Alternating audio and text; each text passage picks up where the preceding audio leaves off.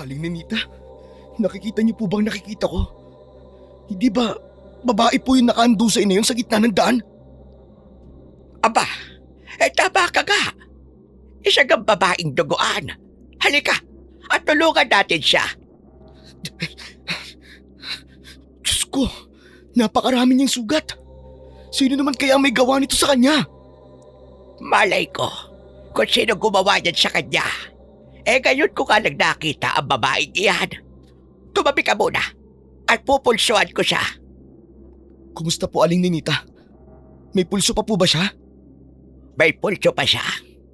Pero napakahina. Kailangan natin siyang madala kagad sa ospital. Kundi ay baka mamatay siya ng tuluyan. Pero Aling Ninita, hindi na po tayo aabot sa ospital. Lalo na't wala na po tayong masasakyan palabas po ng baryo ng ganitong oras. Mauubos lang po ang oras natin sa paghahanap ng sasakyan. Ang mabuti pa po siguro, dalhin po natin siya sa bahay niyo at pagtulungan natin siyang gamutin. Hindi ako komportable na may ibang tao sa bahay ko. Pero sige na ka. Hala, sige, buhatin mo na siya at sumunod ka sa akin. Bilisan mo. At mukhang malalim ang mga sugat niya. Baka kapag nagpabagal-bagal ka, ay maubusan na yan ng dugo. Opo, Aling Ninita. Naniniwala ka ba na bulag ang pag-ibig? Totoo nga ba na kapag nagmahal ng totoo ang isang tao, ay hindi niya na makikita ang hindi magagandang katangian ng kanyang iniibig? Isang mapagpalang araw po sa inyo, Sir Blair. Ang kwentong ibabahagi ko sa inyo ay nangyari nung nakatira pa ako sa isang maliit at liblib na baryo sa Siquijor. Ito ay kwento ng pakikipaglaban sa kasamaan at kakaibang kwento ng wagas na pagmamahalan. Masasabi ko rin na dahil sa mga pangyayaring ito ay napatunayan ko na kapag nagmahal ako ay gagawin ko ang lahat para sa minamahal ko kahit pa ang pinaka-imposible. Itago nyo na lamang ako sa pangalang Troy. At ito ang aking kwento. O Troy, anong ginagawa mo rito at napabisita ka ng ganito kaaga? Aha, alam ko na. Titignan mo si Elisa, tama ba? Elisa? Alam niyo na po ang pangalan ng babaeng nakita natin kagabi? Oo, kanina kasi ay nagising na siya.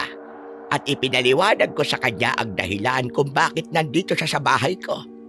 Tapos nagpakilala na rin ako sa kanya at sinabi niya ang kanyang pangalan. Pero bukod doon, wala na akong tinanong sa kanya dahil mukhang magulo pa ang utak niya sa ngayon. Sa palagay niyo po ba, ay pwede ko na siyang makausap? May dala rin po akong mainit na lugaw para sa kanya. Baka kasi hindi pa siya nag-aalmusal. Tamang-tama. Nandun siya sa kusina at ang sabi ko ay kumain siya. Pero hindi niya ginagalaw ang pagkain niya. Halika. Pumasok ka para makilala ka na rin niya. Sandali lang po. Parang bigla akong nahiyang magpakita sa kanya. Ay, naku, napaka-arte mo naman. At bakit ka mahihiyang magpakita kay Elisa, Aber? Sige nga. Tingnan niyo nga po ang itsura ko. Maayos pa po ba ang buhok ko? May muta po ba ako? Sandali, aamuyin ko na muna ang hininga ko. Baka mamaya, amoy patay na kukoy. Ano ba talaga ang pinunta mo rito, Troy? Titignan mo ba talaga ang kalagayan ni Elisa? O ikaw ay manliligaw? Kung nahihiya kang magpakita sa kanya ay umuwi ka na lang. Iwan mo na lang yung logo mo at sayang din yan. Aling Ninita naman. Sayang ang punta ko rito kung uuwi ako nang hindi nalalaman ang kalagayan ni Elisa. Di pumasok ka ng dabuho ka. Ang dami mo pang arte at pasakalye. Hala, sige na. Huminga muna ako ng malalim bago ako pumasok sa kubo ni Aling Ninita. Si Aling Ninita ay isang matandang albularya sa aming lugar. Pero minsan na lang siya manggamot kapag gusto niya lang dahil matagal na siyang nagretiro sa ganung gawain. Noon ay sinanay at tinuruan niya ako sa panggagamot. Kaya utang ko sa kanya kung bakit nakilala ako sa aming baryo bilang isang mahusay na albularyo. Pagpasok ko ay agad kong nakita si Elisa. Nakatulala siya at kahit lumapit na kami ni Aling Ninita sa kanya, ay hindi siya natinag. Elisa, iha, paistorbo muna ha. Ito nga pala si Troy. Siya ang sinabi ko sa'yo kanina na unang nakakita sa iyo. Siya rin ang tumulong sa akin na gamutin ang mga sugat mo. Alam mo ba, nakilala yan dito sa lugar namin na magaling na albularyo. Hindi naman na yun nakapagtataka. Kasi ako nagturo sa kanya ng panggagamot. Elisa, dinalan pala kita ng lugaw para mainitan ng sikmura mo. Eto, papatong ko na lang dito sa harapan mo ha. At kapag gusto mong kumain, huwag kang mahihiyang kumain ha. Maraming salamat sa inyong dalawa. Utang ko sa inyo ang aking buhay. Ang akala ko talaga, katapusan ko na kagabi. Salamat kasi kahit di niyo ako kilala, ay tinulungan niyo pa rin ako. Naku, wala yun. Huwag mong isipin yun. Hindi naman kami namimili ng tutulungan eh. Kapag alam namin na kailangan mo ng tulong, ay tutulungan ka namin na walang pagdadalawang isip. Kahit sa sinong tao, gagawin namin yun. Salamat naman at nagsalita ka na ng mahaba-haba, Elisa. Alam mo kasi, Troy, kanina ay napakatipid niyang magsalita. Isang tanong, isang sagot ang drama niya kanina. Pasensya na po kayo. Kanina kasi medyo magulo pa ang isip ko. At magpapakatotoo na rin ako. Hindi pa po kasi buo ang tiwala ko sa inyo kanina, kaya nag-iingat po ako sa mga sasabihin ko. Pero ngayong nakapag-isip-isip na po ako ng maayos, ay napagtanto kong wala akong dapat na ikatakot sa inyong dalawa. Huwag kang mag-alala, Elisa. Wala kaming gagawing masama sa'yo. Ligtas ka rito sa bahay ni Aling Ninita. Pero, pwede na ba naming malaman kung anong nangyari sa'yo? Gusto kasi naming malaman kung sinong gumawa niyan sa'yo o kung naaksidente ka ba. Pwede kasi naming matulungan na mapanagot ang nanakit sa'yo. O kung kailangan mong bumalik sa bahay niyo, ay tutulungan ka rin namin sa bagay na yun. Wala na akong babalik ang bahay. Dahil sinira na yun ng mga aswang. Maging ang aking kapatid na siyang tanging kasama ko sa buhay, ay pinatay din nila. Ano? Ano sinabi mo? Pinatay ng aswang ang kapatid mo? Mga aswang. Marami sila. May mga aswang kasing sumasalakay sa baryo namin at sa kasamaang palad. Ay isang kapatid ko sa pinatay nila. Maging ako ay sinubukan nilang patiin, pero mabuti na lang at nagawa kong makatakas. Naglakad ako na naglakad hanggang sa nakarating ako rito sa lugar niyo. At kagabi sa sobrang pagod at dami ng sugat ko, hindi ko na kinaya at nawalan ako ng malay. Diyos ko, napakasaklap pala na nangyari sa'yo, iha. Hindi ko alam kung paano mo kinaya ang lahat ng iyon. Nilalakasan ko lang po ang loob ko dahil gusto ko pang mabuhay. Sa kabila ng pagkamatay ng kapatid ko, ay nais ko pa rin ituloy ang buhay ko. Naniniwala po kasi ako na may magandang plano ang Diyos. Kaya hindi niya hahayaan na magtagumpay ang mga hayop na aswang na yun. Tama yan. May kasabihan nga tayo na habang buhay ay May pag-asa? mali. May pagbagon. Habang buhay ay may pagbagon. Dahil ilang beses man tayong idapa na mga pagsubok, ay kailangan nating bumangon dahil habang may buhay ay may pag-asa. Pero Elisa, ibig sabihin pala ay wala ka nang matutuluyan ngayon. Saan ka na yan pupunta? Meron ka bang ibang kamag-anak na pwede mong hingan ng tulong? Naku, wala po eh. Hindi ko po kasi alam kung saan nakatira ang mga kamag-anak ko nung namatay po kasi ang nanay ko. at iniwang kami ng tatay ko, ay kami na lang ng kapatid ko magkasamang nabubuhay. E di, dumito ka na lang muna kay Aling Ninita. Wala naman siyang kasama dito eh. Ano ka mo? At bakit dito pa sa bahay ko? Ang liit-liit na nga dito. Bakit hindi na lamang sa bahay mo? Eh, sa akin po wala namang problema kung sa bahay ko titira si Elisa. Pero alam niyo naman po ang ugali ng ibang tao rito, di ba? Parang may buni at hadad ang mga dila at bibig nila. Sa sobrang kate, malamang kung ano-ano ang iisipin nila kapag sa bahay ko tumira si Elisa. Lalo na't babae po siya. Huwag na kayong magtalo at magturuan. Kapag magaling na ako, aalis na ako rito at ako na lang ang bahala sa sarili ko. Pero Elisa, meron ka bang pupuntahan? Wala. Hindi naman siguro ako pababayaan ng Diyos. Siya na ang bahala sa akin. Hindi niyo na ako kailangan patirahin sa bahay na to o sa bahay mo, Troy. Yung pagtulong niyo sa akin at panggagamot sa mga sugat ko ay napakalaking bagay na para sa akin. Aling Ninita, wala ka ba talagang awa? Bato ba yung puso mo at hindi ka man lang nahahabag sa sitwasyon ngayon ni Elisa? Kaya ba ng konsensya mo na mag-isa siyang naglalakad at walang matutuluyan? Kaya mo bang isipin na matutulog siya sa kung saan-saan at tinitiis ang lamig ng gabi habang nangyayari ang lahat ng yun ay daladala niya ang takot na idinulot sa kanya ng mga aswang at ang lungkot sa pagkawala ng kanyang kaisa-isang kapatid? Diyos ko, ano ba naman kayo, Aling Ninita? Gusto mo bang kurutin kita ng dipper, ha? Ha? Manahimik ka nga. Ikaw talagang pagdating sa pangungonsensya ay napakagaling mong damuho ka. Oo na. Payag na ako na dito tumira si Elisa sa akin. Yes! Pero Aling Ninita, kung pumayag ka dahil sa mga sinabi ni Troy, ay hindi mo ko kailangan kupkupin. Maniwala ka sa akin. Kaya ko ang sarili ko.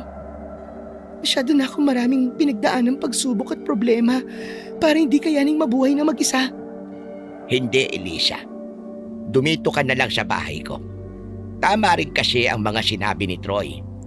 Delikado para sa isang babaeng kagaya mo na mag-isang maglakad para maghanap ng matutuluyan. Kung hindi aswang ang makakasalubong mo, ay baka masasamang tao naman. Tignan mo nga ang katawan mo at napakanipis. Aba, naalala ko tuloy ang kabataan ko sa iyo. Ganyan na ganyan din ang katawan ko. Abay, napakaliit ng bewang ko at sa sobrang liit, ay kayang-kaya mo iyong sakalin gamit ang dalawa mong mga kamay. Pasensya ka na dyan kay Aling Ninita, Elisa. Minsan talaga masyado malakas ang imahinasyon yan eh. Hoy! Hindi imahinasyon na sinabi ko, ha? Totoo yan. Aba, sexy talaga ako nung kadalagahan ko. Kahit nga ang lolo mo ay nahalina sa akin. Pero hindi ko siya gusto. Kaya sa lola mo siya bumagsak. Pero balik tayo sa pinag-uusapan natin. Bukal sa puso ko ang patuloyin ka rito sa bahay ko, Elisa. At sigurado rin naman ako na tutulungan ako ni Troy sa pag-aalaga sa iyo. Lalo na't sariwa pa ang mga sugat mo. Nakakahiyaman po pero hindi ko na po tatanggihan ang tulong nyo. Maraming salamat po talaga sa inyong dalawa. O paano? Iiwanan ka na muna namin ni Troy at kumain ka na lang dyan, ha? Huwag ka nang mahihiya sa amin at ituring mo kami na para mong pamilya. Muli kaming lumabas ni Aling Ninita dahil pakiramdam namin ay nahihiyang kumain si Elisa kapag kasama niya kami. Sa labas ay ipinagpatuloy namin ang aming pag-uusap. Sa totoo lang, ay hindi ko alam kung tama ba ang desisyon kong patirahin si Elisa sa bahay ko. Kita niyo na. Sinungaling pala kayo eh. Akala ko po ba bukal sa puso niyo ang patuloyin si Elisa dito sa bahay niyo? Bukal naman talaga sa puso ko. Gusto ko rin talaga siyang tulungan dahil nararamdaman ko na mabuti siyang tao. Kilala mo ko, Troy. Magaling akong kumilatis na mga tao. Kaya nga, wala akong halos kaibigan dito sa lugar natin. Kasi karamihan na mga tao rito ay plastic at chismosa. Pero natatakot ako na baka sundan siya ng mga aswang na nagtangka siyang patayin. Malamang madadamay ako at pwedeng pati ikaw kasi tayo ang tumutulong sa kanya. Sa palagay ko po hindi yan po mangyayari. Di ba ang sabi ni Elisa sa baryo nila sumasalakay ang mga aswang? Ibig sabihin ay ang buong baryo nila ang target ng mga aswang at hindi siya mismo. Matakot tayo kung siya talaga ang puntirya ng mga aswang na yun. Sa bagay, may punto naman yung sinabi mo. Siguro nga ay wala tayong dapat na ikatakot. Saka hindi ba may kasabihan tayo na kapag tumulong ka, Ang Diyos na po ang bahala sa atin. mali. Kapag tumulong ka, ibig sabihin ay mabuti kang tao. Hindi ko na po alam kung tama pa ba yung mga kasabihan nyo, Aling Ninita. Total nasiguro ko namang okay na si Elisa. Uuwi na po ako. At baka may mga tao nang nagpapagamot sa akin. Babalik na lang po ako rito mamayang gabi para tulungan kang gamutin ang mga sugat ni Elisa. Ano po?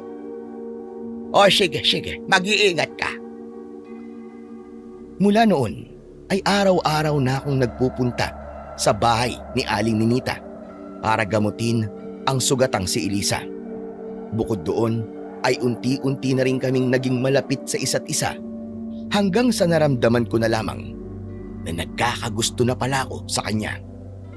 Makalipas ang ilang buwan ay naghilom na ang mga sugat ni Elisa at naging kampante na kami ni Aling Ninita dahil walang nangyayaring pag-atake ng aswang sa amin. Ibig sabihin ay hindi magdadala ng problema o kaguluhan si Elisa sa buhay namin. Isang hapon ay inaya ko si Elisa na mamasyal sa ilog. Habang palubog ang araw ay umupo kami sa isang malapad na bato. Elisa, kumusta ka nga pala sa bahay ni Aling Ninita? Di ka ba niya inaalila doon? Kapag ginagawa ka niyang alipin, magsumbong ka lang sa akin ha. Ano ka ba? Okay na okay ako sa bahay ni Aling Ninita. Saka hindi niya ako inaalipin. Pakiramdam ko nga ay nabuhay ang lola ko nang dahil sa kanya kasi sobrang maasikaso niya. Pero syempre, tumutulong din ako sa mga gawaing bahay saka sa pag-aalaga ng mga manok niya para kahit papano ay naibabalik ko ang pagtulong niya sa akin. Biro lang yun. Alam ko namang mabait si Aling Ninita Kahit sa akin, parang apo na rin yan turing sa akin Saka, siya rin na nagturo sa akin sa panggagamot. Kundi dahil sa kanya, hindi ako magiging albularyo at wala sanang nanggagamot dito sa lugar namin. Ha? Bakit naman? Noon kasi, tanging si Aling Ninita lang ang albularyo rito sa amin. Tapos nang nakita niya na interesado ako sa ginagawa niya, yun, doon niya na ako tinuruan. Nung natuto na ako, ay saka siya nagretiro bilang isang albularya. Kaya, parang sa akin niya ipinasa ang tungkulin niya. Kahanga-hanga ka nga kasi nasabi sa akin ni Aling Ninita na hindi ka naniningil sa serbisyong ginagawa mo para sa mga tao. Kung magkano lang daw ang ibigay sa'yo, ay tinatanggap mo ng bukal sa kalooban mo. Yung kasi ang tinuro sa akin ni Aling Ninita Minsan nga, prutas at gulay lang ang binibigay na nagpapagamot sa akin. May mga pagkakataon din na wala talaga pero ayos lang naman yun. Ang importante sa akin ay nakakatulong ako sa mga tao gamit ang aking kakayahan. Kahit papaano kasi, nabubuhay na ako sa ganun. Saka hindi ako masyadong nag-aalala kung meron akong kakainin o wala kasi sarili ko lang naman ang binubuhay ko Bakit kasi hindi ka pa mag-asawa? Alam mo, sa palagay ko, napakaswerte na mapapangasawa mo kasi magkakaroon siya ng mister na masipag at mabait. Natigilan ako sa sinabi ni Elisa. Hindi ko namalayan na nakatitig na pala ako sa kanya. Napakurap ako nang kumunot ang noo niya. Bakit ganyan ka makatingin sa akin? May dumi ba ang mukha ko? Elisa? Meron sana akong ipagtatapat sa'yo. Pero sana, huwag kang magagalit ha. Ano Elisa, Gusto ko sanang Gusto mong ano? Gusto mo maligo sa ilog? Gusto kita. Gusto kita, Elisa. At gusto ko sanang ligawan ka. Ano? Nagbibiro ka lang, di ba? Bakit mo naman ako gustong ligawan? Wala akong alam na katangian ko para magustuhan mo ko. Seryoso ko, Elisa. Gusto ko talagang ligawan ka. At hindi totoo na wala kang katangian na pwede kong magustuhan. Marami kang katangian na gustong gusto ko. At kung iisa-isahin ko, baka abutin tayo ng gabi rito. Pero Troy, marami diyang ibang babae na masigit sa akin. Sigurado ako na kahit dito sa inyong lugar ay napakaraming dalaga ang umahanga sa'yo. At kailangan mo lang silang bigyan ng pansin. Hindi ko sila kailangan bigyan ng pansin. Dahil ang babaeng tinitibok ng puso ko ay nasa harapan ko na ngayon. Ikaw ang gusto ko, Elisa. Ikaw ang mahal ko. Pero sinasabi mo ba na bigyan ko ng pansin ng ibang babae kasi wala akong pag-asa sa'yo? Huwag ka mag-alala kasi kung di mo ako gusto, irerespeto ko yun. Para sa akin okay nang nasabi ko sa'yo ang nararamdaman ko. Hindi Troy, hindi yan ang ibig kong sabihin. Naiintindihan ko. Hindi mo kailangan pilitin na mahalin din ako. Ano bang sinasabi mo? Paano pipilitin? Kung mahal din naman kita. Mabilis na itinakip ni Elisa ang mga kamay niya sa bibig na para bang nabigla siya sa kanyang mga nasabi. Nanlaki ang mga mata niya at halatang maging siya ay nagulat sa mga salita na lumabas sa bibig niya. Ano? Mahal mo rin ako? Tama ba narinig ko? Mahal mo rin ako? Ano ba yan? Nadulas ako. Nakakahiya. Hindi ko man lang pinaabot na ligawan mo muna ako bago ko yun sabihin sa'yo. Siguro ay iniisip mo na isa akong babae na madaling makuha. Hindi, Elisa. Hindi ko iniisip na ganun ka. Para sa akin ay walang nakakaya na maging matapat ka sa nararamdaman mo sa isang tao. Diyos ko, napakasaya ko. At dahil parehas pala tayo ng nararamdaman para sa isa't isa.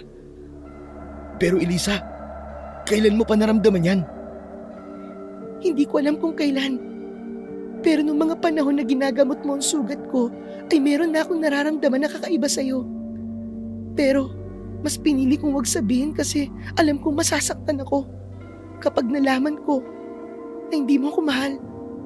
Kaya kanina, nang umamin kang mahal mo ko, napakasaya ko. Napakasaya ko rin, Elisa. Akala ko talaga hindi mo ako magugustuhan Pero ibig bang sabihin nito magkasintahan na tayo ngayon? Ganun naman yun, di ba? Mahal natin ang isa't isa. Kaya sa tingin ko, ay nobya na kita. At nobyo mo na ako. Ganun na nga siguro, Troy. Sa sobrang saya ko ng sandaling yon, ay hindi ko napigilang yakapin si Elisa. Sa totoo lang, hindi ko inasahan na mahal din pala ako ni Elisa dahil sa ilang buwan na lumipas ay hindi ko naramdaman na may gusto rin pala siya sa akin. Marahil ay sadyang magaling siyang magtago ng kanyang emosyon. Nangako naman ako sa aking sarili na mamahalin ko si Elisa at gagawin ko ang lahat upang hindi siya masaktan. Nagkasundo kami ni Elisa na sabihin kagad kay Aling Ninita ang pagiging magkasintahan namin. Pagsapit ng gabi ay nagpunta ako sa bahay ni Aling Ninita at nagdala ko ng ulam. Sinabi ko na doon ako maghahapunan. At sarap naman itong ginataang langka na niluto mo, Troy. Bagay na bagay dito sa pritong galunggong na niluto ko. Oo nga pala. Anong naisipan mo at dito ka naghahapunan? Sa tagal na nating magkakilala ay ngayon mo lang ito ginawa kaya nagtataka ko. Ano po kasi, meron po kaming sasabihin ni Elisa sa inyo. Aba, ano yun? Siguro naman ay hindi niyo sasabihin na magkasintahan na kayo. Yan nga po ang sasabihin namin. Magkasintahan na po kami ni Elisa. Ano? Agad-agad? Bakit po? Galit po ba kayo? Hindi ako galit. Nabigla lang ako. Masyado po bang maikli ang 3 buwan na magkakilala kami ni Troy para maging magkasintahan kami? Hindi yun ang ibig ko sabihin. Sobrang nabigla lang talaga ako. Sa kawalayan sa tagal o ikli na magkakilala kayo. Kung nagkagustuhan kagad kayo matapos ang 1 linggo, ay walang mali roon. Basta parehas kayong walang ibang karelasyon. Troy, ayusin mo ha! Parang apo ko na itong si Elisa kaya siguraduhin mong hindi mo siya lolokohin at sasaktan. Hindi ko po yun magagawa sa kanya kasi mahal na mahal ko po siya. Asos naman! Parang kikilik na ang mga mata ko sa sobrang kilig sa sinabi mo. Kailan pala ang kasal? Ano po? Bakit kasal ka agad? Doon din naman ang punta nyo, hindi ba? Kaya bakit nyo pa patatagalin? Hindi po ba masyadong mabilis kung magpapakasal kagad kami? Saka baka isipin po ng mga tao na malandi ako. Kasi bago pa lang po ang relasyon namin ni Troy. Tapos magpapakasal kagad kami. Kung usapang malandi lang, ay wala nang tatalo sa akin. Alam mo ba nung kapanahonan ko? Aba, ninakawan lang ako ng halik ng asawa ko ay nagpakasal na kagad kami. Ang akala ko kasi noon, kapag hinalikan ka ng isang lalaki ay mabubuntis ka. Saka kung mahal nyo ang isa't isa at sigurado na talaga kayo sa relasyon ninyo, ay walang masama kung magpapakasal kagad kayo. Alam ko po na sa kasal din po kami hahantong ni Elisa. Kasi siya na po ang babaeng gusto kong makasama habang buhay. Pero kailangan ko pa po mag-ipon muna sa ngayon. Ayoko po kasi na basta na lang lilipas ang espesyal na araw na yon. Troy, hindi ako naghahangad ng ingranding kasal. Kahit simple ayos lang sa akin. Oh, narinig mo ba ang sinabi ni Elisa? Ayos lang pala sa kanya kahit simpleng kasal labang. Pero gusto ko po na mabigyan ng desenteng kasal si Elisa. Kaya baka maghanap din po ko ng ibang mapagkakakitaan. O siya, kayo bahala. Basta wag ninyong kalimutan na imbitahan ako sa kasal ninyong dalawa. Ay nako, isusumpa ko talaga kayo kapag hindi nyo ako inimbita. Siyempre, imbitado po kayo. Kayo pa ba? Hindi po kayo pwedeng mawala sa araw na yon. Sa kahit naman po hindi kayo imbitahan, ay paniguradong pupunta rin po kayo doon. Hindi po ba kapag merong birthday yan dito sa atin, ay padaan-daan kayo sa harap ng bahay ng may birthday hanggang sa mapansin nila kayo at pakainin nila kayo? Aba syempre, sayang ang pagkain. At oo nga pala, tandaan ninyo ang sasabihin ko. Ang pag-aasawa ay hindi parang mainit na kanin. Na kapag napaso ay iluluwa, tama po ba? Bali! Bakit mo naman iluluwa ang kanin? Di sayang yon. Uminom ka syempre ng tubig. Puro ka talaga kalokohan sa mga kasabihan mo, Aling Ninita eh. Diyan ako bilib sa'yo eh. Pero masaya ako para sa inyong dalawa. At wala akong ibang hangad kundi ang magkaroon kayo ng masaya at mahabang pagsasama. Mula noon ay mas naging makabuluhan ang buhay ko dahil kay Elisa. Kahit magkasintahan na kami, ay nanatili siyang nakatira sa bahay ni Aling Ninita dahil iniwasan naming mapag-usapan ng mga tao. Sa lugar kasi namin noon ay kung ano-ano kagad ang sasabihin sa'yo ng mga tao kapag nagsama kayo sa iisang bubong nang hindi pa kayo kasal. Upang magkaroon ako ng ibang pagkakakitaan, ay ginamit ko ang perang ipon ko para magtanim ng kalamansi at iba pang klase ng gulay. Kapag nakakapag-ani ako, ay binabagsak ko yon sa palengke para mabilis na maubos. Makalipas ang ilang buwan, ay nakaipon na kagad ako ng sapat na pera para sa kasal namin ni Elisa. Idinaos ang simpleng kasal namin ni Elisa sa maliit na simbahan sa aming baryo. Matapos ang kasal ay dumiretso na kami at ang lahat ng bisita sa aking bahay para sa isang salo-salo. Doon ay nakita ko si Aling Ninita na mag-isang kumakain. Kaya naman lumapit ako sa kanya. Aling Ninita, kumusta po ang handa namin? Ano, masarap po ba? Masarap, kaya mag-uuwi ako ng iba mamaya. May pasaron, ikaga. Pero teka, ang hindi ko nagustuhan ay itong pansit. Napakamamantika. Galit yata sa mantika ang nagluto nito. Pero teka, hindi po ba kayo po nagluto niyan? Kayo po nagsabi sa amin ni Elisa na kayo na po ang bahala sa pansit. Ah, talaga ba? Ako ba nagluto nito? Oo, ikaw po nagluto niyan. Ay, masarap. Masarap ang pansit.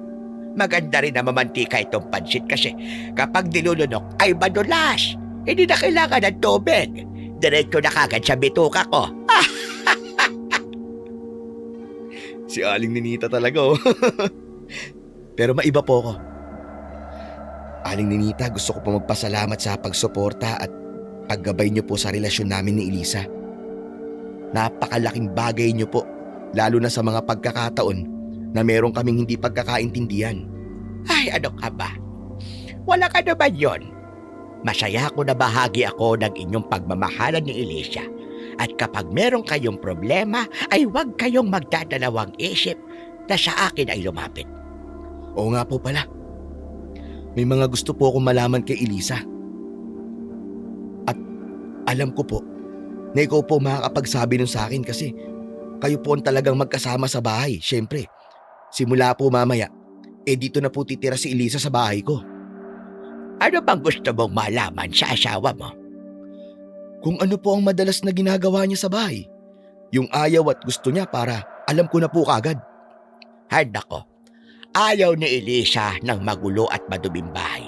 Kaya asahan mong araw-araw siyang maglilinis sa bahay mo. Napakasipag ng asawa mo pagdating sa mga gawaing bahay. Kaya maswerte ka sa kanya. Bukod doon, ay masarap din siyang magluto. Di na po tuloy ako makapaghintay na makasama sa iisang bahay si Elisa. At saka meron pa pala. Tuwing gabi ay mahilig siya lumabas. Ho? Lumabas? Bakit niya po ginagawa yun? Ang sabi niya kasi sa akin, ay nasanay na siyang magpahangin at maglakad-lakad hanggang sa antukin siya. Hindi ko naman siya pinagbabawalan at ligtas naman dito sa lugar natin. Wala namang mga loko-loko rito. Tsaka kilala na rin dito si Elisa. Kaya walang mananakit sa kanya. Tinandaan ko ang lahat ng mga sinabi ni Aling Ninita dahil alam ko na makakatulong yon para mabilis akong makapag-adjust kapag magkasama na kami ni Elisa sa bahay ko. Sa unang linggo namin bilang mag-asawa ni Elisa ay wala kaming naging problema. Mas naging magaan sa akin ang lahat dahil siya ang gumagawa ng lahat ng gawaing bahay. Bukod pa roon, ay tinutulungan niya rin ako sa pag-aalaga ng mga tanim namin sa likod ng bahay.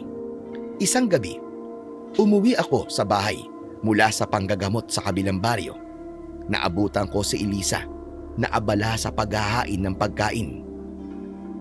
Ginawaran ko siya ng mabilis na halik sa labi. Tamang-tamang dating mo kasi kakatapos ko lang magluto. Parang naramdaman ko kasing pauwi ka na kaya naghain na ako. Wow! Ang sarap ng ulam natin ngayon ah. Pritong tilapia at ginasang talbos ng kamote. Sandali at may kukunin lang ako. Ano yun? Basta, masasarap ang ulam natin dahil sa kukunin ko.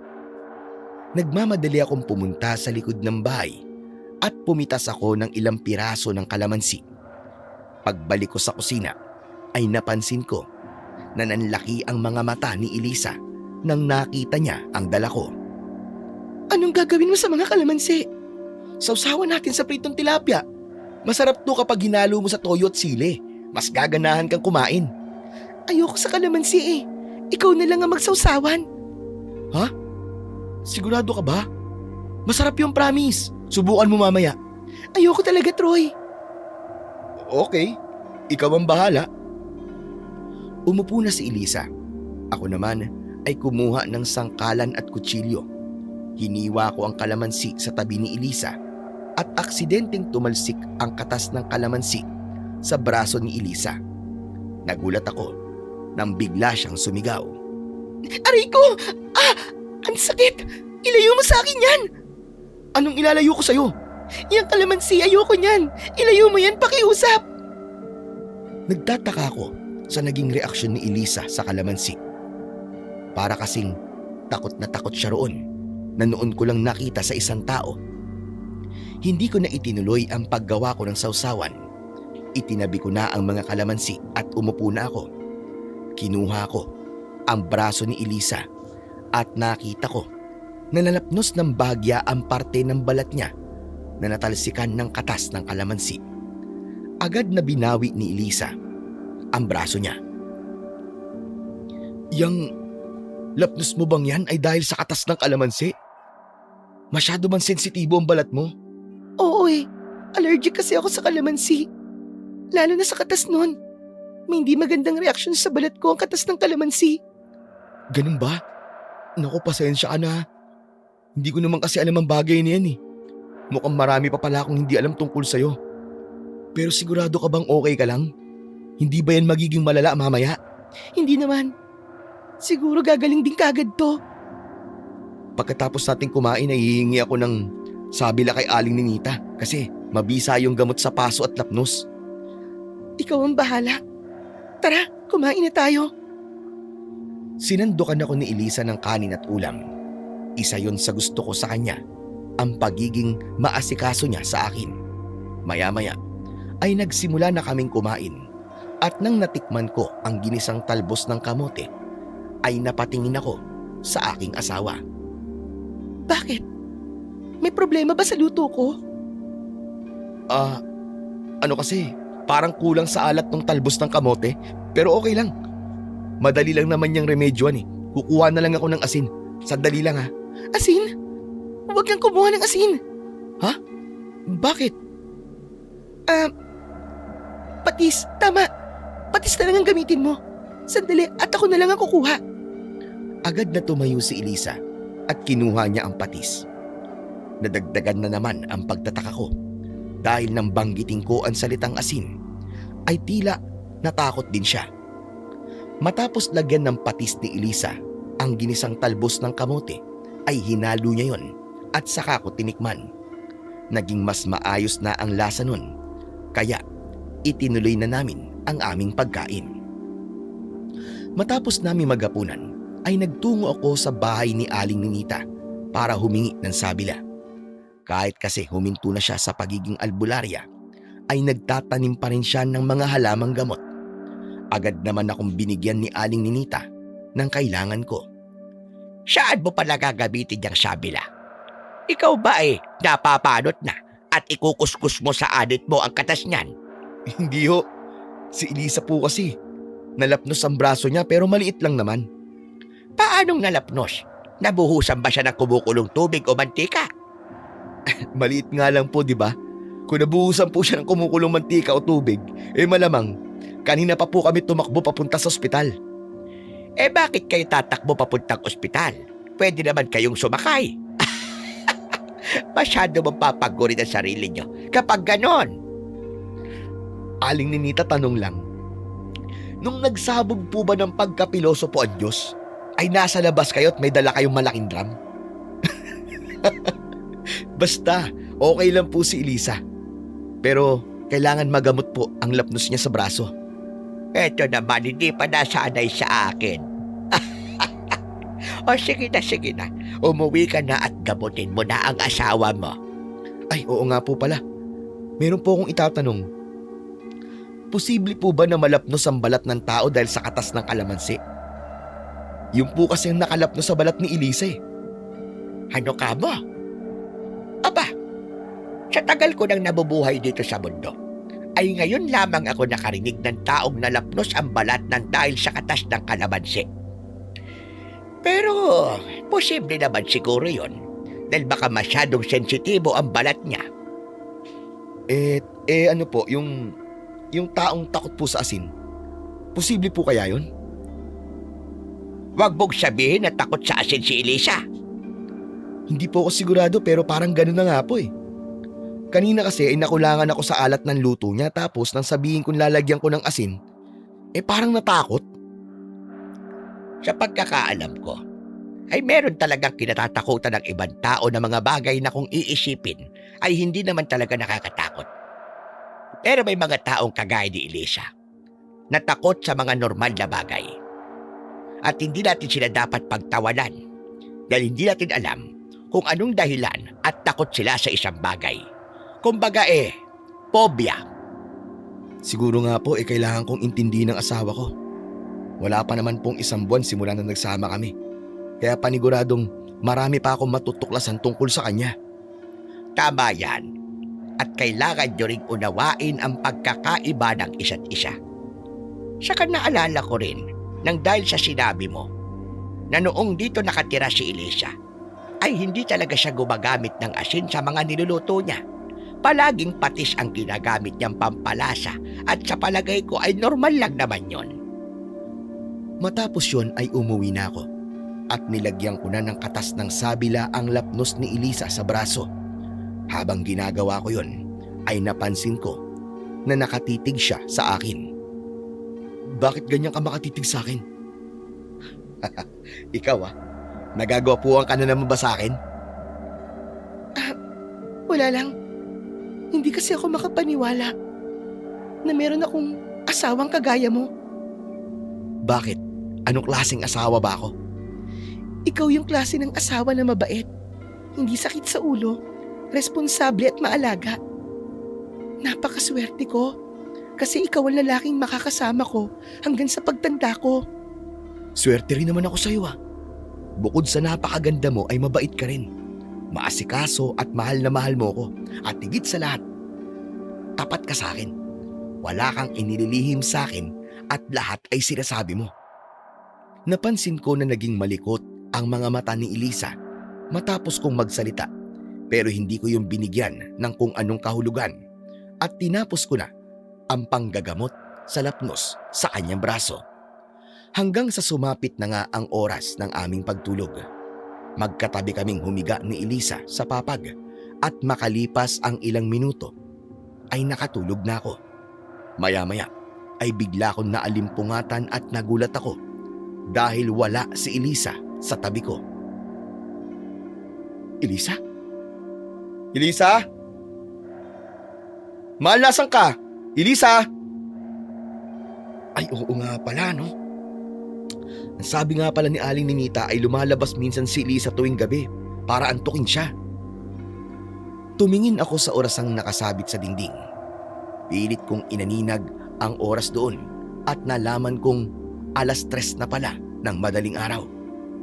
Hala, madaling araw na pala. Talaga bang kahit ganitong oras ay lumalabas siya para magpahangin at maglakad-lakad? Hindi na muna ako natulog dahil gusto kong hintayin si Elisa. Pero 1 oras na ang lumipas ay wala pa rin siya. Nagdesisyon na akong lumabas para hanapin ang aking asawa. Nagdala ko ng flashlight dahil madilim pa ng mga oras na yon. Pero halos maikot ko na ang aming baryo ay hindi ko nakita si Elisa. Kaya umuwi muna ako at baka nagkasalisi kami. Hindi ako nagkamali dahil narinig ko na may nagbubuhos ng tubig sa banyo. May naamoy akong sabon kaya nalaman kong naliligo si Elisa. Elisa? Kanina ka pa bang nakauwi? Ngayon lang. Mukhang lumabas ka para hanapin ako, tama ba? Oo Naalimpungatan kasi ako ng 3:00 tapos nalaman ko na wala ka sa bahay. Alam ko naman naglalakad-lakad ka sa labas para antukin kasi nasabi sa akin yun ni Aling Ninita. Pero hindi ko akalain na kahit madaling araw ay lumalabas ka pa rin. Pasensya ka na, Troy. Di kasi talaga ako makatulog kaya lumabas ako para maglakad-lakad. Ganun ba? O sige, sa loob na lang kita hihintayin na. Sige, matatapos naman na ako rito sa pagligo ko. Pumasok na ako sa bahay at umupo ako sa gilid ng papag.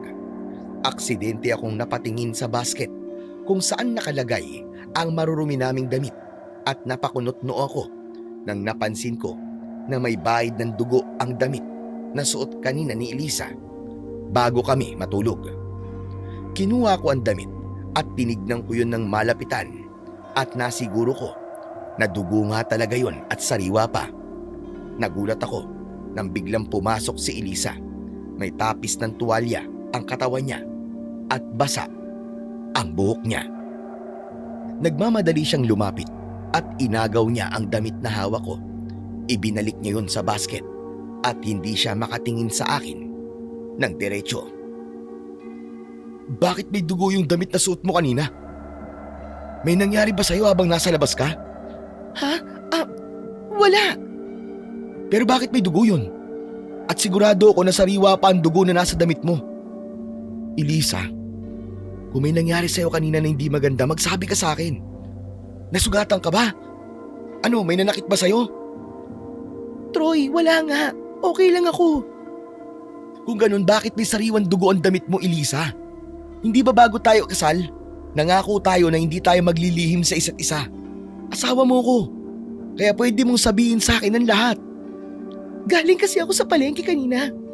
Naisipan ko na bumili ng karne para sa pananghalian mamaya. Hindi ba masariwa ang karne kapag ganitong oras? Yun, habang bumibili ako, natalsikan ng dugo mula sa baboy ang damit ko. Pero kung bumili ka ng karne ng baboy, nasaan ang binili mo? Ano kasi? Sa inis ko, ay sinabi ko sa tindera na hindi na ako bibili kasi nga, natalsikan niya ng dugo ang damit ko. Hindi siya nag-iingat. Nagsasabi ka ba sa akin ng totoo? Oo naman. Totoo ang sinabi ko sa iyo, Troy. Bakit? Iniisip mo bang nagsisinungaling ako? Troy, wala akong dahilan para magsabi sa iyo ng hindi totoo. Kung gusto mo, pumunta tayong dalawa ngayon sa palengke. Tanungin mo yung tinderang sinasabi ko para mapatunayan ko sa iyo na dugo talaga ng baboy yung nasa damit ko. Hindi na kailangan. Naniniwala naman ako sa sinabi mo. Pero hindi ko maiwasan na mag-alala sa'yo.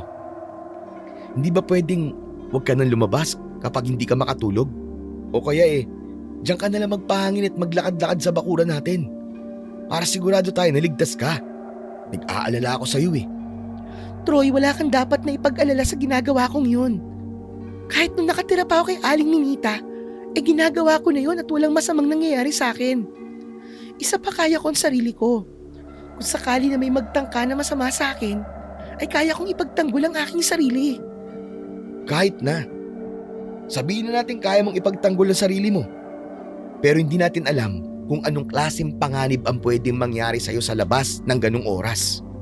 Bilang asawa mo, hindi mo maaalis sa akin ang mag-alala, syempre. Magtiwala ka sa akin, Troy. Walang masamang mangyayari sa akin.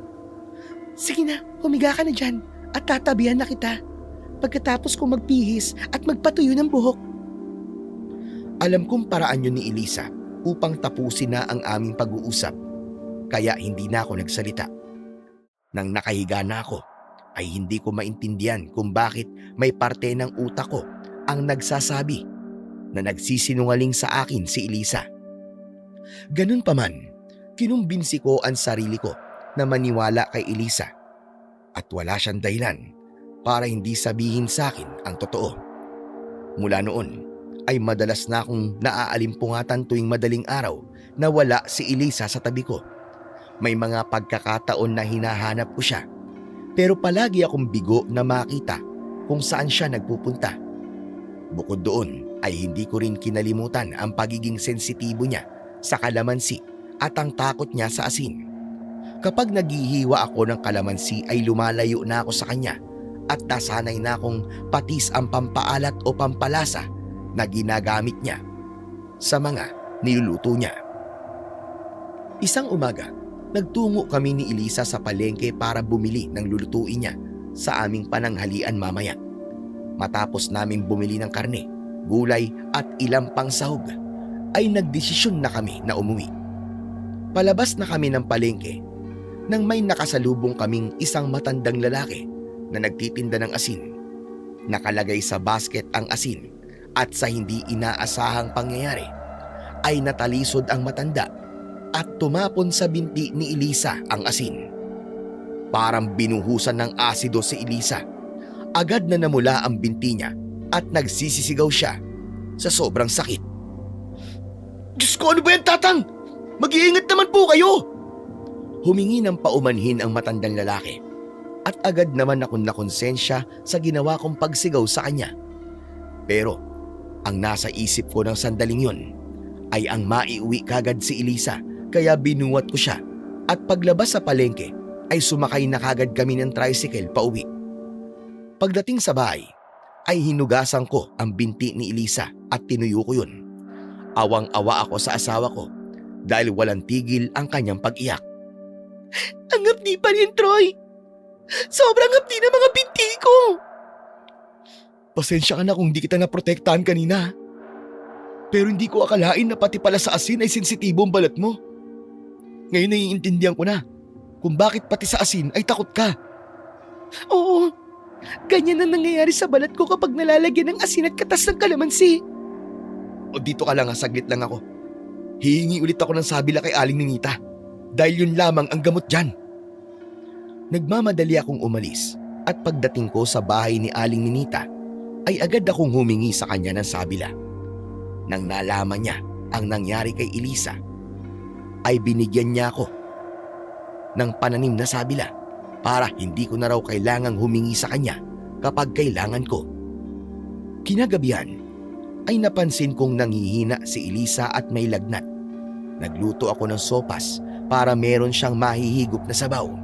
Ang hinala ko ay dahil yun sa lapnos niya sa binti na gawa ng asin.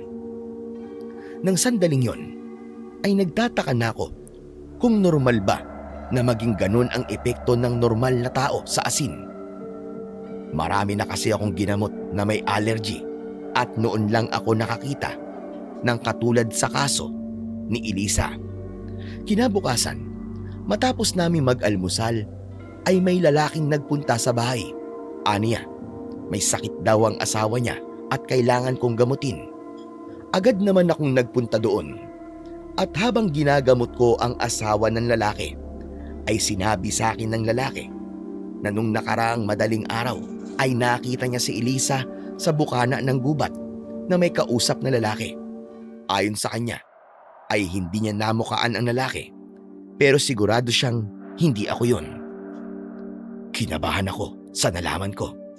Ang unang pumasok sa isip ko ay baka may ibang lalaki si Elisa, kaya lumalabas siya tuwing gabi.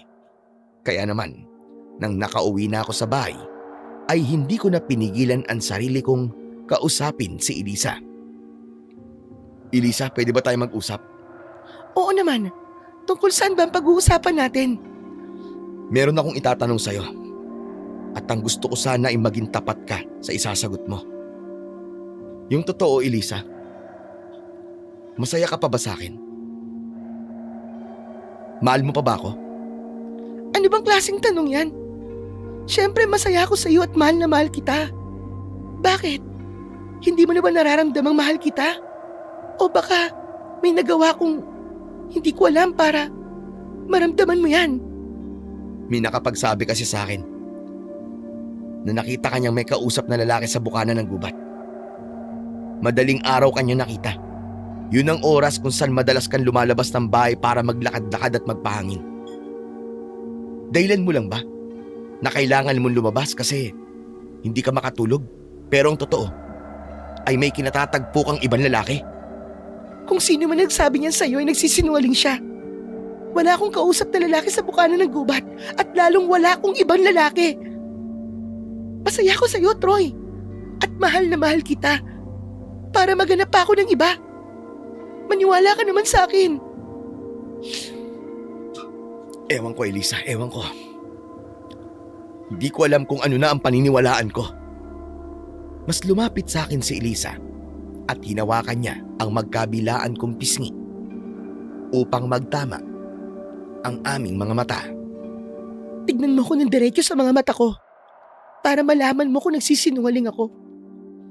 Wala akong ibang lalaki, Troy, at mahal na mahal kita. Mas maniniwala ka ba sa taong nagsabi nun sa'yo kesa sa sarili mong asawa? Naniniwala ako sa'yo. Pasensya ka na kung pinagdudahan kita at naniwala ka agad ako sa taong nagsabi sa akin na may kausap kang iba lalaki. Siguro takot lang ako mawala ka at ipagpalit mo ko sa iba. Wala kang dapat na ikatakot dahil hindi kita ipagpapalit sa iba. Napakatanga ko kapag ginawa ko yun. Mapalad ako na meron akong asawang kagaya mo kaya wala akong dahilan para maghanap pa ng iba. Mahal na mahal kita at huwag mong kakalimutan yan. Mahigpit akong niyakap ni Elisa at naramdaman ko ang pagmamahal niya. Ngunit hindi ko maintindihan kung bakit may parte ng isip ko ang nagsasabi na may inililihim sa akin ang asawa ko. Pagsapit ng gabi ay hindi muna ako natulog. Kahit nakapikit ako ay gising na gising ako dahil nais kong malaman kung nagsasabi nga ba ng totoo si Elisa. Plano kong sundan siya sa kung saan man siya pupunta kapag lumabas siya mamaya. Nang madaling araw na, ay naramdaman ko ang marahang pagtayo ni Elisa. Hinintay ko siyang lumabas ng bahay bago ko siya sinundan. Malalaki ang hakbang niya pero hindi ko hinayaan na mawala siya sa paningin ko. Sana ay mali ako nang hinala sa iyo, Elisa. Sana ay wala ka talagang ibang lalaki dahil hindi ko yung kakayanin. Pumasok sa gubat si Elisa at hanggang doon ay sinundan ko siya. Nang tumigil siya sa paglalakad, ay nagtago ako sa likod ng isang napakalaking puno. Mula roon ay tinignan ko kung ano ang gagawin niya o kung darating ba ang kanyang katagpo. Ngunit laking gulat ko nang impit na napasigaw si Elisa. Unti-unting nagbago ang itsura niya. Mula sa isang napakagandang babae ay naging malahalimaw ang itsura niya.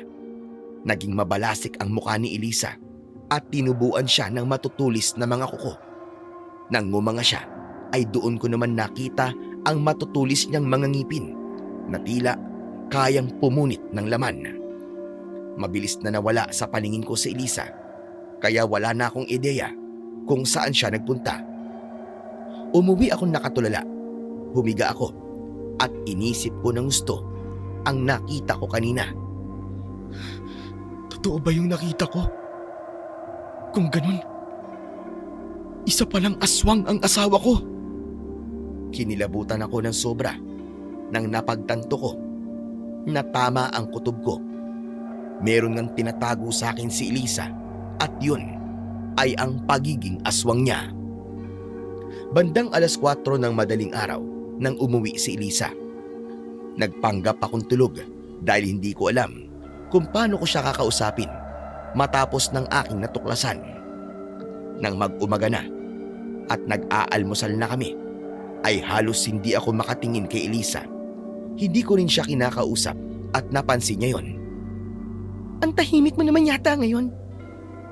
Iniisip mo pa rin ba yung sinabi sa'yo na may kinikita akong lalaki tuwing lumalabas ako sa gabi o madaling araw? Hindi. May iba akong iniisip. Ano yun? Sabihin mo sa akin. Problema ba yan? Baka makatulong ako. Nagpasalamat ako nang biglang dumating si Aling Ninita, kaya hindi ako napilitang sagutin ang tanong ni Elisa. Narinig niyo na ba ang bagong kumakalat na balita dito sa baryo natin? Hindi pa po, Aling Ninita. At hindi rin po kami interesado. Malamang kasi chismis lang yan tungkol sa buhay ng ibang tao. Hindi ito chismis. Kailangan nyo itong malaman dahil buhay nating lahat ang nakasalalay dito. Kilala niyo naman siguro si Ricardo, hindi ba? Yung mahilig mangaso sa gubat. Alam niyo ba na ayon sa kanya, ay ilang gabi na siyang nakakakita ng patay na baboy rabo sa gubat. At ang sabi pa niya, ay marahas ang pagpatay sa mga baboy rabo kasi wakwak ang tiyan nila at wala na ang mga lamang loob. Bukod doon, ay halos wala na raw dugo ang mga kawawang hayop. Ano po bang ibig niyo sabihin, Aling Ninita? Ang hinala kasi ng mga tao ay aswang ang pumatay sa mga baboy rabo. Hindi naman kasi gagawin ng isang tao ang ganong klase ng pagpatay, hindi ba? Hindi agad ako nakapagsalita. Pasimple kong tinignan ang magiging reaksyon ni Elisa at napansin ko na namumutla ang mukha niya at butil-butil ang pawis sa kanyang noo. May nakakita na po ba sa aswang na sinasabi nyo? Hindi po kasi tayo pwedeng agad na maniwala sa mga ganyang bagay, lalo na po kung walang matibay na ebidensya. Sa ngayon ay wala pa. Pero walang masama kung mag-iingat tayo. Lalo ka na, Elisa. Ang hilig mo pa namang lumabas tuwing gabi. Sa ngayon, habang hindi pa tayo sigurado sa aswang-aswang na yan, ay huwag ka munang lumabas tuwing gabi at baka kung ano pang mangyari sa'yo at makasalubog mo ang aswang na yon. Huwag po kayo mag-alala. Simula po ngayon ay pagbabawalan ko na muna si Elisa sa paglabas-labas niya ng 10 oras. Alam ko naman pong papayag siya kasi para yun sa kaligtasan niya. Hindi ba, Elisa? Tinignan ko si Elisa pero umiwas siya ng tingin sa akin. Nang sandaling yon ay wala pa rin akong ideya kung paano ko kakausapin ang asawa ko tungkol sa pagkakatuklas ko sa kanyang pinakatatatagong. Nang sandaling yon ay wala pa rin akong ideya kung paano ko kakausapin ang asawa ko tungkol sa pagkakatuklas ko sa kanyang pinakatinatago na sikreto. Hanggang isang araw ay nagulantang ang buong baryo nang isang bangkay ng lalaki ang natagpuan sa bukana ng gubat. Hindi makatao ang pagpatay na ginawa sa kanya dahil wakwak ang kanyang tiyan at nakalabas ang lahat ng kanyang mga lamang loob. May kagat din siya sa leeg at sa sobrang putla ng balat niya ay masasabi naming halos ubos na ang kanyang dugo. Nang dahil sa nangyaring yon ay mas umugong ang bulong-bulungan tungkol sa aswang. Marami ang natakot at nagsabi na hindi naligtas ang aming lugar. Mas lumaki ang takot ko kay Elisa dahil alam ko na ang pagiging aswang niya ay sigurado ko na siya ang pumatay sa lalaking yun. Hindi pa rin ako makapaniwala na sa likod ng inosente at maganda niyang muka ay nagtatago ang isang halimaw na kumikitil sa buhay ng mga tao. At nang sandaling yun ay sinabi ko sa aking sarili na hindi na ako papayag na madagdagan ang biktima ni Elisa. Kaya nang isang madaling araw na bumangon si Elisa sa papag para lumabas, ay bumangon din ako. Troy, nagising ba kita? Pasensya ka na. Saan ka na naman ba pupunta? Lalabas ka na naman? Oo, di kasi ako makatulog eh. Kailangan ko maglakad-lakad para antukin ako. Talagang kahit alam mo may aswang lalabas ka pa rin? Hindi ka ba natatakot? Hindi kasi ako naniniwala sa aswang. Kapag kasi naniwala ako sa mga ganyan, ay tatakutin ko lang ang sarili ko. Talaga? Hindi ka takot sa aswang? O baka naman kaya hindi ka takot ay dahil ikaw ang aswang? Ha? Ano ba sinasabi mo, Troy? Hindi kita maintindihan. Hindi ko na kayang palagpasin lang ito. Dahil may isang tao na ang pinatay, Elisa. Alam ko na ang totoong dahilan kung bakit ka lumalabas tuwing gabi o madaling araw. Yun ay dahil nagbabago ang anyo mo at nagiging aswang ka. Hindi ko alam ang sinasabi mo, Troy. Malamang nasasabi mo lang yan kasi bagong gising ka. Ang mabuti pa bumalik ka na ulit sa pagtulog mo. Huwag ka na magkaila, Elisa. Nakita mismo ng mga mata ko na naging aswang ka nung sinundan kita sa gubat. Kitang-kita ko kung paanong nagbago ka ng itsura. Alam ko ng aswang ka, Elisa. At hindi mo na yung pwedeng itanggi. Troy, sa palagi ko ay wala nang rason para maglihim pa ako sa'yo. Tama ka, Troy. Isang akong aswang.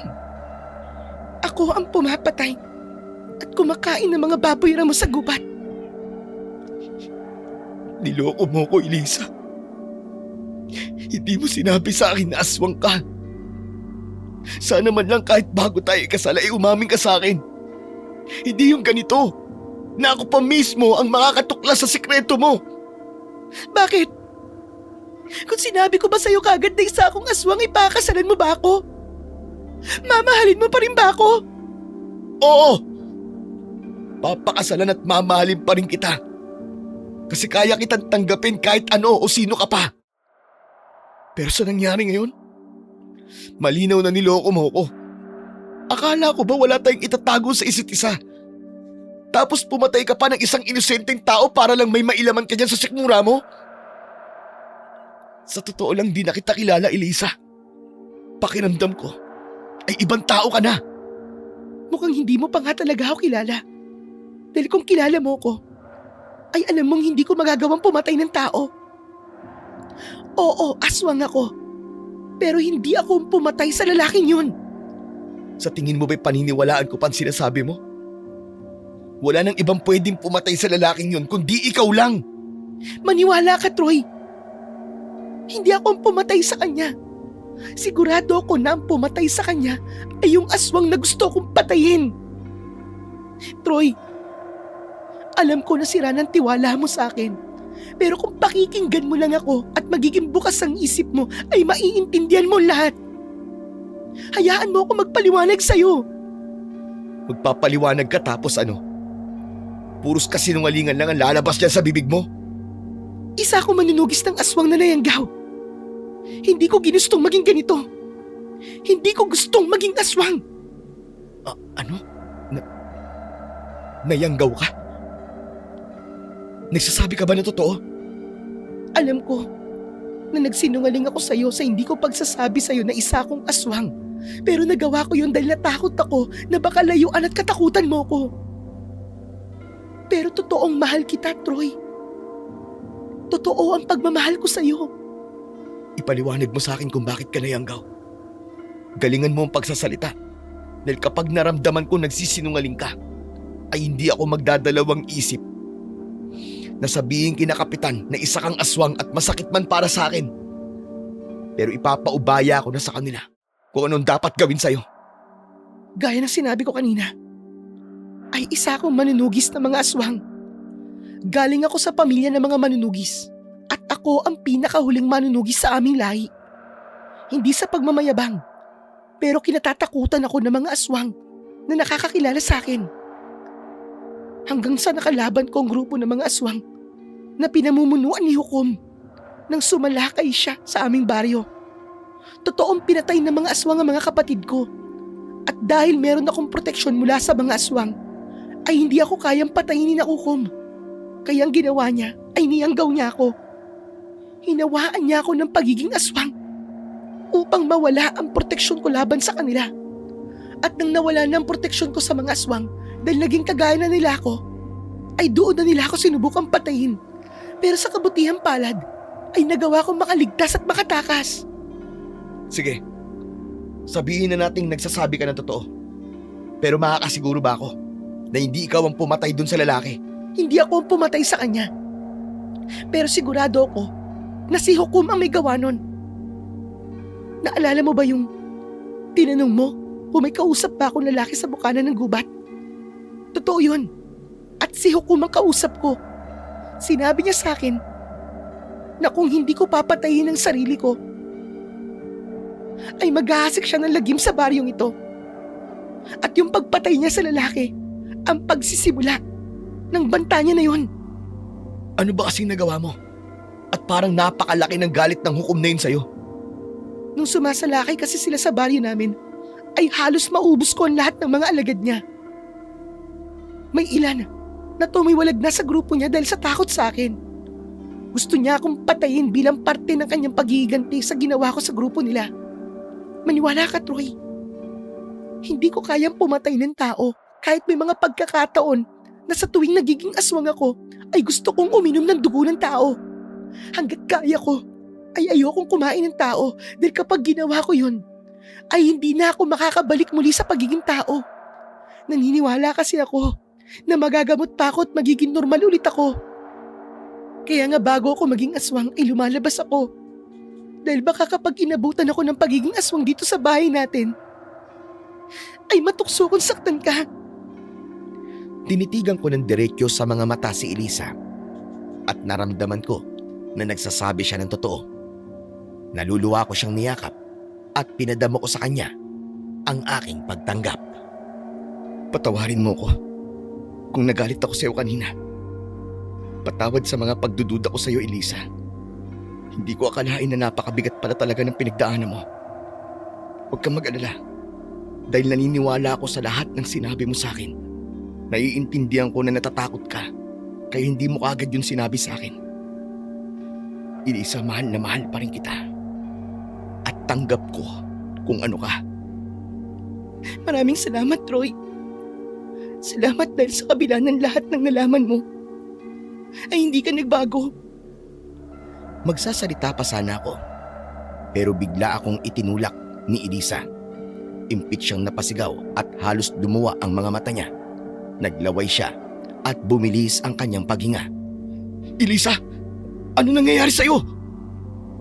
Huwag kang lalapit! Nararamdaman ko na magiging aswang ako! Pigilan mo, Elisa! Pigilan mo! Diyos ko, tulungan niyo po ang asawa ko! Hindi ko kayang pigilan to, Troy! Hindi ko kaya! Sa mismong harapan ko ay nag-anyong aswang si Elisa. Mabilis siyang tumakbo at lumabas siya sa pinto. Hahabulin ko pa sana siya, pero napakabilis niyang nawala sa paningin ko. Kinabahan ako dahil may mga tanod na palapit sa bahay ko. Kasama nila sina Kapitan at Aling Ninita. Aling Ninita, ano pong ginagawa niyo rito? Sumama kasi ako sa pagroronda ni na Kapitan para tugisin ang aswang. Hindi ba manunugis ang asawa ko nung nabubuhay pa siya? Kaya kahit papano, ay meron akong alam sa pakikipaglaban sa aswang. Sandali nga, ayos ka lang ba, Troy? Hindi ka ba nasugatan? Ano pong ibig niyo sabihin? Diyos ko, mukhang nabibigla ka pa rin sa nangyari at hindi mo alam ang isasagot mo. Nakita kasi namin na lumabas sa bahay mo ang aswang. Kaya kita tinatanong kung ayos ka lang. Oo, ayos lang po ako. Hindi naman po ako nasaktan ng aswang dahil naitaboy ko po siya gamit ang itak ko. Si Elisa, kumusta siya? Ayos lang po. Nasa loob po siya pero takot na takot. Salamat sa Diyos. At hindi kayo nasaktan. O paano, aalis na kami. At kailangan pa naming sundan kung saan nagpunta ang aswang na yon. Sandali lang ho. Pwede po ba kayo magpaiwan dito? May sasabihin po kasi ako sa inyo. Importante ba yan? Kasi kung hindi naman importante ay sa umaga na lang tayo mag-usap kasi kailangan ko sumama sa pagtugi sa aswang. Nakita mo naman na may dala pa akong itak. Pakiramdam ko tuloy, isa akong warrior princess. Aling Ninita, importante pong pag-uusapan natin. Tinignan ako ni Aling Ninita sa mata at nang naramdaman niyang seryoso ko ay tumango siya. Sinabi niya kina Kapitan na hindi na siya sasama sa pagtugi sa aswang dahil kailangan namin mag-usap. Pagkaalis ni na Kapitan at ng mga tanod ay pumasok na kami ni Aling Ninita sa aking bahay. Naupo kami sa mahabang upuan sa sala at luminga sa kabuuan ng bahay si Aling Ninita. Oh, nasan si Elisa? Akala ko may nandito siya. Gusto ko siyang makita para masigurado ko na ayos lang siya. Aling Ninita, mapagkakatiwalaan naman po kita, di ba? Diyos ko, tinatanong pa ba yan? Malamang oo. Meron kasi akong sasabihin sa inyo at sana huwag kayong magugulat at gusto kong mangako ka na hindi mo to sasabihin sa kahit na kanino. Troy, kilala mo ko, iho. Hindi ako kagaya ng ibang tao rito na ginagawang sports at chismis. Sandali nga, ano ba kasi ang sasabihin mo at sabihin mo na? Tungkol po kay Elisa. Bakit? May ibang lalaki ba si Elisa? Sino ang lalaki niya? Sino? Sabihin mo! Aling Ninita, wala pong ibang lalaki si Elisa. Si Elisa po, isa po siyang aswang. Ano bang kalokohan yan, Troy? Paano magiging aswang si Elisa? Nakasama ko siya ng ilang buwan sa bahay ko at ako na ang makapagpapatunay na hindi siya aswang. Ikaw talaga puro kakalokohan. Totoo po sinasabi ko, Aling Ninita. Yung aswang na nakita nyo kaninang lumabas sa bahay ko, si Elisa po yun. Pero hindi po siya gaya ng aswang na iniisip nyo. Hindi po siya ang aswang na pumatay dun sa lalaki. Kung hahayaan nyo po ako magpaliwanag at lalawakan nyo po ang pangunawa nyo, ay handa po akong sabihin sa inyo ang lahat. Sandisi pa. Seryoso ka nga. Ngunit, paano naging aswang si Elisa? Paano? Sa pagkakataon na yon, sinabi ko na kay Aling Ninita ang lahat ng sinabi ni Elisa sa akin. Mula sa pagiging manunugis ni Elisa hanggang sa dahilan kung paano siya naging aswang ay sinabi ko lahat. Pati na rin ang tungkol sa aswang na si Hukom ay ipinaalam ko kay Aling Ninita. Pagkatapos kong sabihin ang lahat-lahat ay humingi ng tubig si Aling Ninita. Agad ko siyang kinuhanan at nang abutan ko siya ng isang baso ng tubig ay mabilis niya yung inubos. Parang kulang yata ang isang baso ng tubig para mawala ang pagkabigla ko sa mga sinabi mo. Gusto niyo po ba ng isa pang baso ng tubig o pitsil na po ang daling ko sa inyo? Wag na. Hindi na kailangan at baka magkandaihi naman ako niyan. Sa madaling salita pala, ay hindi pa buo ang pagiging aswang ni Elisa dahil nayanggaw lamang siya. At tama rin ang ginagawa niya na hindi siya kumakain ng tao. Dahil sa sandaling gawin niya yon, ay magiging buo na ang pagiging aswang niya. Sinabi ko po ang lahat ng ito sa inyo. Dahil nagbabaka sakali po ako na baka alam niyo po ang paraan upang mawala po ang pagiging aswang ni Elisa. Mas biyas ang manggagamot po kasi kayo kumpara sa akin. Tama ka ng pinagsabihan ng problema niyong mag-asawa. Bukod sa hindi ko sasabihin sa iba ang mga nalaman ko dahil gusto kong protektahan si Elisa, ay alam ko rin kung paanong aalisin ang pagiging aswang niya. Talaga po? Kung ganun gawin niyo na po kagad, gamutin niyo na po si Elisa para maging tao na ulit siya. Pwede ko na maggawin kagad yan. Pero sa kalagayan ng katawan ko at sa edad ko, ay hindi ko na kaya ang ganoong kalalang paggagamot. Ho? Ano pong ibig niyo sabihin? Manggagamot ka rin.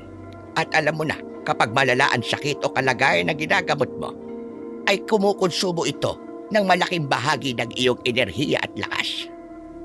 Ang isang taong nayanggaw ay isa sa pinakamalakas makaubos ng lakas ng isang albularyo.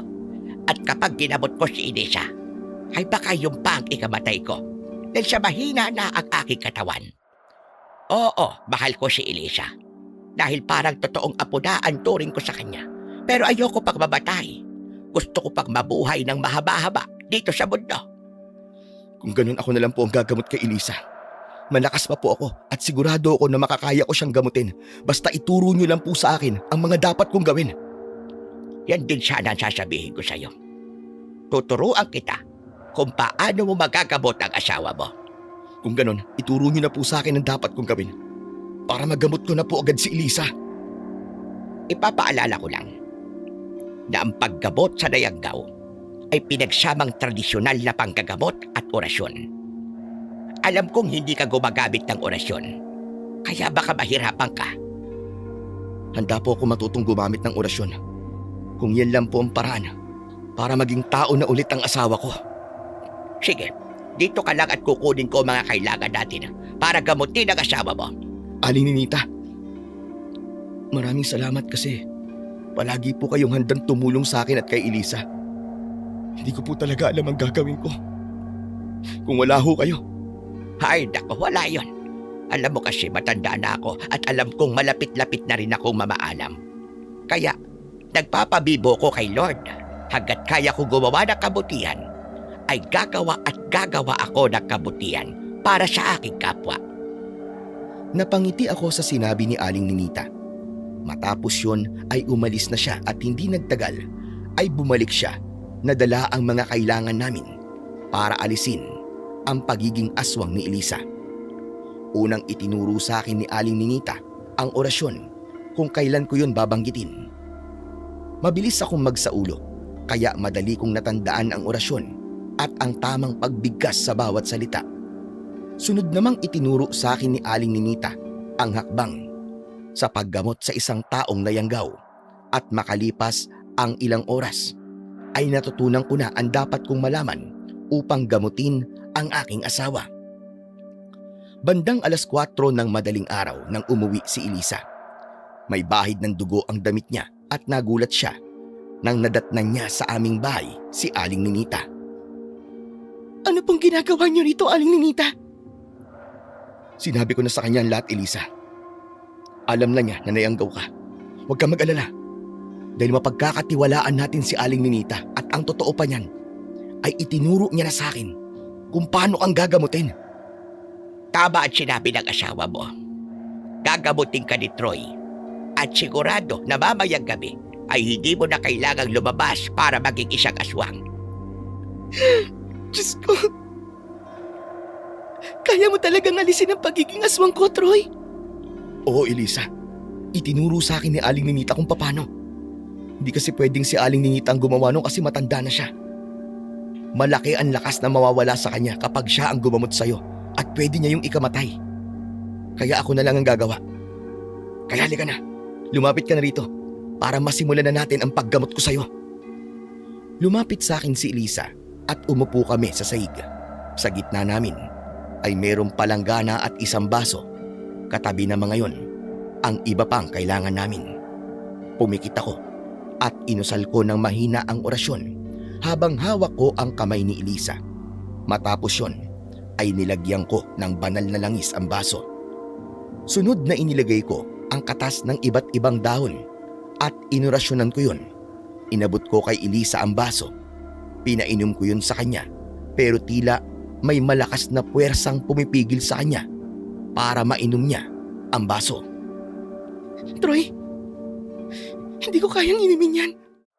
Natatakot ako. Labanan mo yan, Elisa. Alam ko may pumipigil sa'yo para inumin yan. Tandaan mo, ikaw ang nagmabay-ari ng katawan mo. At ikaw ang dapat na masunod yan. Tinulungan ko na si Elisa para mainom niya ang nasa baso. Matapos niya yung inumin, ay malakas siyang sumigaw na para bang may napakasakit sa kanya. Ipinatong ko ang kamay ko sa ibabaw ng ulo ni Elisa at sinimulan ko ng sambitin ang huling orasyon. Nang malapit na akong matapos, ay sumuka si Elisa ng itim na likido sa palanggana. Malapot ang likido at merong hindi magandang amoy. Pagkatapos kong sabihin ang huling salita sa orasyon, ay biglang nawalan ng malay si Elisa at napahiga siya sa hita ni Aling Ninita. Ano ba yan? Matutumba ako. Ang bayat nitong asawa mo pero mabigat pala. Ano po nangyari? Bakit nawalan po ng malay si Elisa? Nagtagumpay ka, Troy. Magaling na si Elisa at hindi na siya magiging aswang kahit kailan. Sigurado po ba kayo? Oo naman. Nanghina lang ang katawan niya nang maalis ang likidong yan sa katawan niya. Pero maya-maya din ay magkakabalay na rin siya. Ikaw naman, kumusta ang pakiramdam mo, iho? Medyo nangihina po ako pero kaya ko pa naman. Ang mabuti pa ay magpahinga ka muna. At ako na ang bahala rito kay Elisa. Kailangan ko siyang linisan at palitan ng malinis na damit. Pero kaya mo ba siyang ihiga doon sa may papag? Binuhat ko si Elisa kahit medyo naubusan ako ng lakas. Maingat ko siyang inihiga sa papag at agad siyang nilinisan ni Aling Ninita. Habang pinagmamasdan ko si Elisa, ay nakangiti ako dahil sigurado ko na kapag nagising na siya, ay matutuwa siya sa magandang balitang sasabihin ko sa kanya. Nang umalis na si Aling Ninita, ay humiga ako sa tabi ni Elisa dahil ramdam ko na ang matinding antok. Hindi ko alam kung gaano ko katagal na nakatulog, pero nagising ako nang maramdaman kong gumalaw si Elisa. Pagbukas ko ng mga mata ko ay maliwanag na at kinakabahang tumingin sa akin ang aking asawa. Ano nangyari? Nagtagumpay ka bang pagalingin ako? Oo, ang sabi ni Aling Ninita ay hindi ka na magiging aswang. Diyos ko, maraming salamat, Troy. Hindi ko alam kung paano kitang mapapasalamatan. Hindi mo ako kailangan pasalamatan. Ginawa ko lang ang dapat kong gawin bilang asawa mo at masaya ako na simula ngayon ay normal ka na ulit. Hindi mo na kailangan lumabas tuwing gabi. Nang bumangon ako, ay mahigpit akong niyakap ni Elisa at sa sobrang saya niya ay napaiyak pa siya. Hinayaan ko siyang ilabas ang kanyang emosyon hanggang sa kumalma siya. Napakasaya ko, Troy. Siguro nga sinadya ng Panginoong Diyos na magtagpo tayo dahil ikaw ang gagamot sa akin. Yan nga rin ang naisip ko. Totoo nga na hindi aksidente na nakilala natin ang isa't isa. Pero Troy, meron pa tayong isang problema. Si Hukom. Sigurado ako na sa sandaling to ay maaaring alam na niya na gumaling na ako sa pagkayanggaw niya sa akin. Dahil siya nang hawa sa akin. Malamang ay kikilos na siya para patayin ako at maaaring pati ikaw ay idamay niya. Kailangan ko siyang labanan dahil ayokong saktan ka niya. Hindi mo kailangan matakot dahil tutulungan kitang labanan si Hukom. Hindi ako papayag. Nahaharapin mo siya nang ikaw lang mag-isa. Wala kang alam sa pakikipaglaban sa aswang dahil albularyo ka. Ako ang dapat na makipaglaban sa kanya dahil isa akong manunugis. Tama ka. Isa lang akong albularyo. At ang kaya kong gawin ay manggamot lang, pero nakalimutan mo yata na isa rin akong asawa. Asawa mo ako, Elisa. At isa sa tungkulin ko ay ang tulungan ka at damayan ka sa problema mo. Tandaan mo, ang problema mo ay problema ko na rin. At ang laban mo ay laban ko rin. Ngayon sabihin mo sa akin kung anong dapat nating gawing paganda. Kailangan ko ang mga sandata ko sa pakikipaglaban. Ang ibig mo ba sabihin ay babalik tayo sa lugar kung saan ka nang galing? Hindi. Itinago ko yun sa gubat. Kailangan na nating kunin yun ngayon habang maliwanag pa dahil malaki ang posibilidad na mamayang gabi ay darating dito sa bahay natin si Hukom. Hindi na nga kami nag-aksaya ng oras ni Elisa at agad kaming nagtungo sa gubat upang kunin ang mga sandata niya. Itinago yun ni Elisa sa isang mababaw na hukay na tinakluban niya ng mga bato at tuyong dahon. Isang sako ang nasa hukay at may lamang yung isang itak na ang talim ay may mga nakaukit na simbolo at 2 patalim na kakaiba ang hugis. Paalon-alon ang talim ng 2 patalim. Ang mga sandatang ito ay ginawa talaga para panlaban sa mga aswang. Ipinamana ang mga to sa akin ng namayapa akong lolo na kilalang manunugis noon. Sa palagay ko, ay ikaw ang dapat na gumamit itong kambal na patalim habang sa akin naman itong itak. Pero Troy, kung natatakot ka at gagawin mo lang to dahil asawa mo ko, ay pwede ka pang umatras. Maiintindihan ko naman dahil alam ko na wala kang karanasan sa pagiging manunugis. Aaminin ko sa'yo na talagang natatakot ako dahil ito ang unang beses na makikipaglaban ako sa aswang. Pero masaya akong gagawin to kasi kasama kita. At nakikiusap ako sa'yo. Hayaan mo akong gawin to. Hayaan mo akong tulungan ka, Elisa. Dahil hindi ko kayang hayaan ka na harapin mo si Hukom nang ikaw lang mag-isa. At sigurado ako na mas madali natin siyang matatalo kung magtutulungan tayo. Hinawakan ko ang isang kamay ni Elisa. Tumango siya bilang sagot sa mga sinabi ko. Matapos yon, ay bumalik na kami sa bahay na dala ang mga sandatang gagamitin namin laban kay Hukom. Kinagabihan, matapos naming maghapunan, ay biglang dumating si Aling Ninita. Kinumusta niya si Elisa at nang sabihin ni Elisa na hindi na niya nararamdaman na magiging aswang siya, ay labis kaming natuwa. Isa kasi yung patunay na epektibo ang panggagamot ko kay Elisa. Aling Ninita, may isa pa pala kaming problema. Si Hukom. Naikwento ko naman po siya sa inyo, di ba? Ang sabi kasi ni Elisa ay may posibilidad na alam na ni Hukom na nawala na ang pagiging aswang ni Elisa at maaaring sumalakay siya ngayong gabi dito po sa bahay namin. Ano ka ba? Aba, bakit di mo kagad sinabi? Baka biglang dumating yun dito. Tapos bigla ko madamay. Ang mabuti pa siguro ay umuwi na ako. Good luck na lang sa inyong dalawa kung sakaling salakayin kayo ng Hukom na yon. Nagmamadaling tinungo ni Aling Ninita ang pintuan. Pero nung nandoon na siya, ay bigla siyang huminto. Elisa, yung sinasabi mo bang Hukom ay aswang na medyo maitim ang balat na mamalahibo, tapos malaki ang mga mata na pulang-pula na parang adik? Opo. Paano niyo pong nalaman ang itsura niya? Nasa labas kasi siya ng bahay niyo. Nakatayo lang siya at para siyang asong ulol na naglalaway. Agad naming kinuha ni Elisa ang mga sandata namin at saka kami lumabas.